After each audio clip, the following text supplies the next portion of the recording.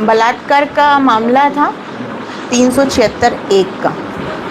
क्या उसने रिपोर्ट क्या दी थी, किस तरीके से मामला कोर्ट में गिरा हुआ था? पीड़िता ने दोरीमना थाने में रिपोर्ट दर्ज करवाई थी, जिसमें पीड़िता ने ये बताया था कि जो मुलजिम है लादूराम, उसके द्वारा मेरे साथ खोटा काम किया गया है। उस रिगार्डिंग उसने रिपोर्ट दर्ज कराई थी। दोनों के बीच में कैसे मिलना कैसे हुआ, किस वजह से पीड़िता उसके पास गई? हाँ, ऐसा हुआ था कि पीड़िता जो है उसको शारीरिक कुछ कष्ट था।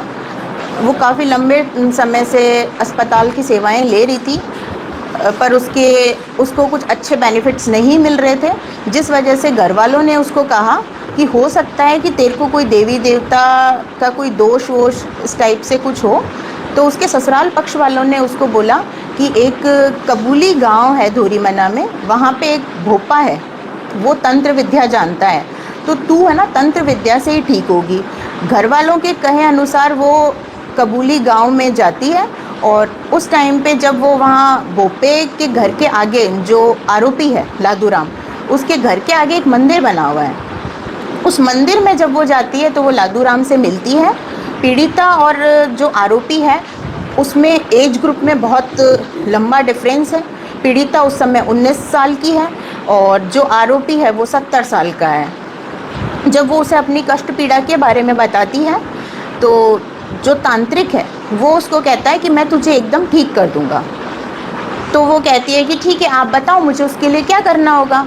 तो तांत्रिक उसको बताता है कि मैं तुझे एक नारियल दूंगा, उस नारियल को जहाँ तू सोती है उस रूम में अपने सोने की जगह पे रख लेना, और अमावस्या यानी पूर्णिमा के टाइम पे मैं तेरे पास आऊँगा।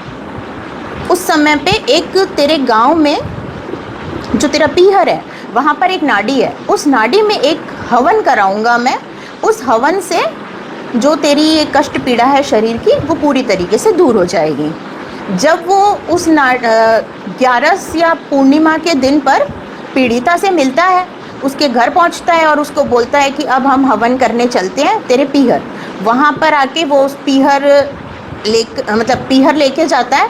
पीहर जब पीड़िता जाती है तो वो अपने पति के साथ जाती है, और वो जो आरोपी है वो उसको नाड़ी पे तैयार मिलता है। नाड़ी पे वो मतलब हवन की तैयारी वगैरह पूरी करके रखता है, और पीड़िता को कहता है कि जब तू उस नाड़ी पे आए तो इस चीज़ का ध्यान रखना कि तू अकेले ही आना। यदि तू किसी को अपने साथ लाई तो मेरा जो हवन है वो सफल नहीं हो पाएगा।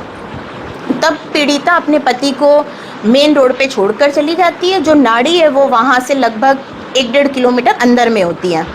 वहाँ पे पीड़िता चली जाती है। लगभग 11 बजे के आसपास पीड़िता नाड़ी पे पहुँच जाती है।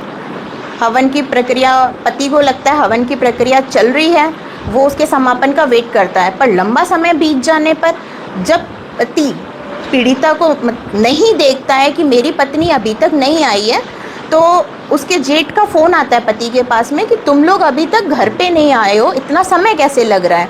तो जेठ भी मौके पर पहुंच जाता है। दोनों मिल के नाड़ी की तरफ जाते हैं, और जब वो नाड़ी की तरफ जाते हैं तो रात चांदनी होने की वजह से उनको दिखता है कि जो तंत्र विद्या उसके साथ जो कर रहा था, जिसको यहाँ आम भाषा में भोपा कहते हैं, वो उसके साथ में बलात्कार करते हुए रंगे हाथों पकड़ा जाता है।